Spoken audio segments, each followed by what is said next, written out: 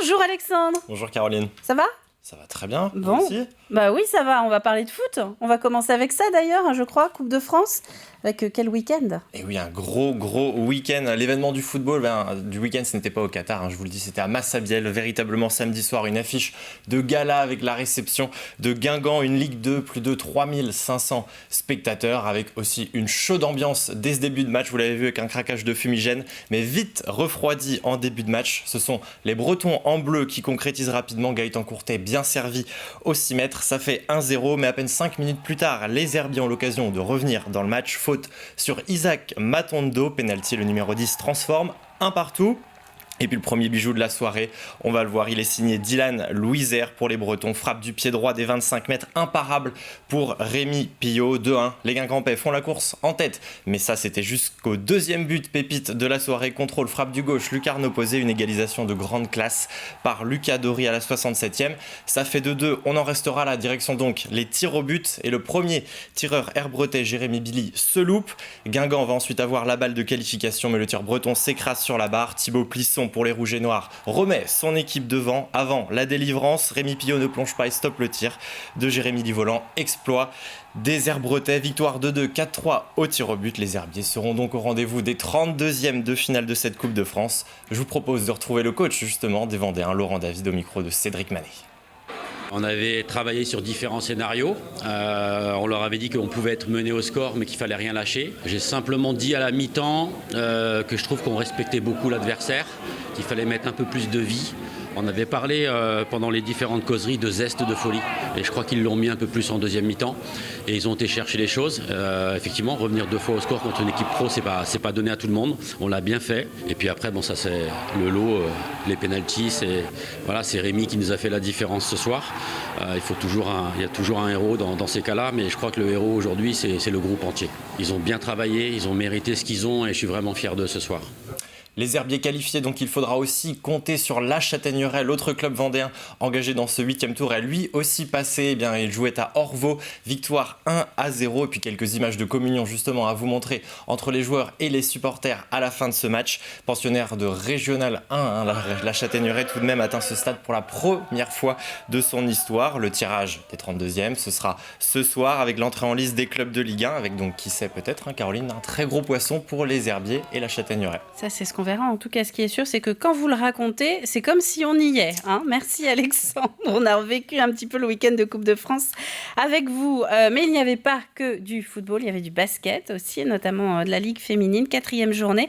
Basketland RVBC. Et objectif, se remettre en ordre de marche pour les joueuses de Manu Body qui se déplaçaient donc face à une équipe en méforme en ce début de saison, Basketland. Et ce fut un match à rebondissement. On va le voir, un premier quart-temps favorable aux Lyonnaises. Les Vendéennes sont pourtant loin de faire le plein au shoot, mais elles sont supérieures dans le jeu et mettent la main sur le match. Avantage et plus 12 à la pause pour les Vendéennes, 43-31. Mais en seconde période, tout s'inverse. Les Landaises poussent et reviennent à hauteur des Lyonnaises. Le RVBC mal embarqué, 9 points de retard à l'entame du dernier quart-temps, mais emmené par une Anna Suarez des grands soirs, 24 points au compteur. Les Vendéennes signent un incroyable retour, victoire sur un fil, 76-75. Le RVBC se donne de l'air après 4 journées. Les Tigresses sont 7e sur 12 au classement. Mais c'est une victoire, c'est ce qu'il faut retenir. C'est important.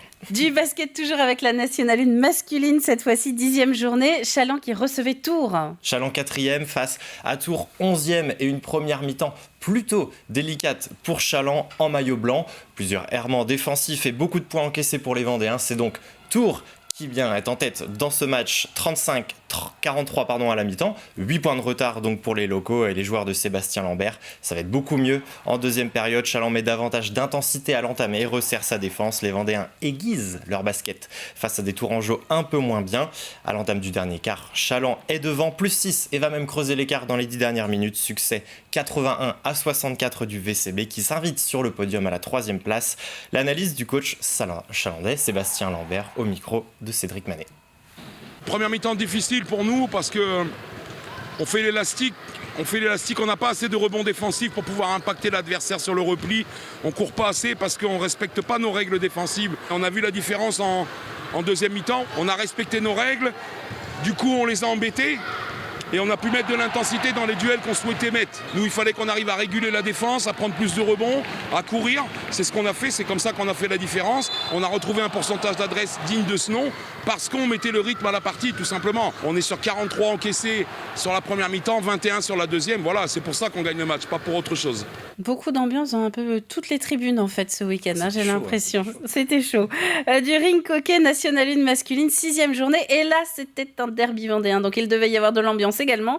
Le Poiré, la Vendéenne. Grosse ambiance et c'était un derby entre deux équipes plutôt en difficulté en ce début de saison. Le Poiré en noir, l'équipe de la Vendéenne en gris. Et ce sont les Lyonnais qui vont dominer ce match. Ouverture du score à la 5e minute. Puis 2 et 3-0. Le Poiré va réduire la marque mais court tout de même après le score. Les locaux sont menés 3-1 à la pause. La Vendéenne va remettre le bleu de chauffe au retour des vestiaires et mène 5-1 à la 39e. Mais les Genoux n'abdiquent pas, loin de là, et remontent. 2 buts en 3 minutes, ça fait 5-3.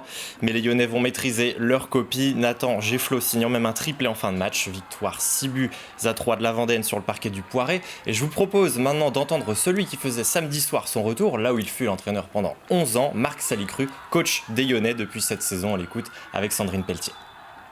Je pense qu'on fait un match plein jusqu'à la fin, en fait, jusqu'au 5-1, parce que le match, on l'a maîtrisé. Défensivement, on était bien. En même temps, on a ajusté quelques petits trucs qu'en première, ils nous ont mis un peu en difficulté. Mais jusqu'au 5-1, bien, on a bien maîtrisé l'équipe du Poiré. Ils ont mis du rythme, ils essaient beaucoup de tirs lointains, donc c'est toujours un peu un facteur compliqué à gérer. On a peut-être un peu pêché de jeunesse, parce qu'on avait quand même des jeunes qui étaient avec nous aujourd'hui. On a un peu souffert sur la fin, mais voilà, là, sur l'ensemble du match, on est content de la perf qu'on a fait. On va parler de footnet maintenant, Alexandre, ou tennis-ballon aussi, hein, pour ceux qui ne connaissent pas forcément. C'est de la division 1, c'était de la 2e journée. On en a parlé un petit peu dans le journal. On avait Olonne-sur-Mer qui recevait Emerinville. Ça se passait à la Salle Océane, donc le championnat, vous l'avez dit Caroline, pour le tennis-ballon olonnais. L'occasion de mettre à l'honneur notamment William Rambaud, récent champion du monde de double de la discipline avec l'équipe de France. C'était à Prague il y a quelques jours. Et puis William Rambaud qui retrouvait d'ailleurs certains de ses coéquipiers, mais de l'autre côté du filet cette fois. On va le voir, les joueurs du TBO en noir affrontaient d'abord Emerinville, club de Seine-et-Marne. Une victoire en maîtrise acquise 3-7-1. Le TBO jouait ensuite Créteil. Là aussi, le tarif c'est le même, 3-1. Olonne-sur-Mer fait le plein, 4 victoires en 4 matchs après 2 journées. Et après le premier match de samedi après-midi, Kevin Descamps, le coach du TBO, répondait aux questions de Sandrine Pelletier.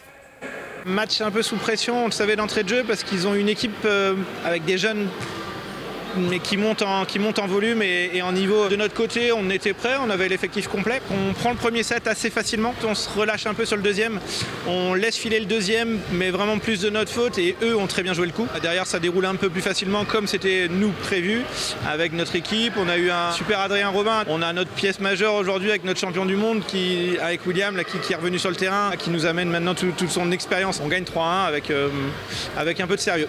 Et on va pouvoir justement les retrouver, hein, je crois, sur le plateau de 85 chronos. Aujourd'hui, c'est ça, Alexandre, avec Aurélien Huard. Effectivement, ils seront ce soir dans 85 chronos, donc il faudra bien être là ce soir 18h45 pour suivre tout cela. Et le rendez-vous, ce sera en direct. Merci pour ce nouveau journal des sports, Alexandre. Dernière petite info voile que vous m'avez apportée discrètement avant. Très rapidement. Mais de toute manière, là, c'est pour nous, là, c'est pour les gens de la matinale. On parlait donc de la route du Rhum tout à l'heure avec Thomas Ruyant, donc, qui est arrivé dans les IMOCA après un duel haletant, et oui, avec Charlie Dalin, qui s'était imposé donc, en 2010 en classe 40. Donc ça y est, Thomas Ruyant est arrivé premier de la classe IMOCA sur cette route du Rhum 2022. 11 jours, 17h36 et 25 secondes pour nos Vendéens. Eh bien, il faudra prendre rendez-vous dans le prochain journal. Tiens, on vous donnera des nouvelles d'eux dans le prochain JT.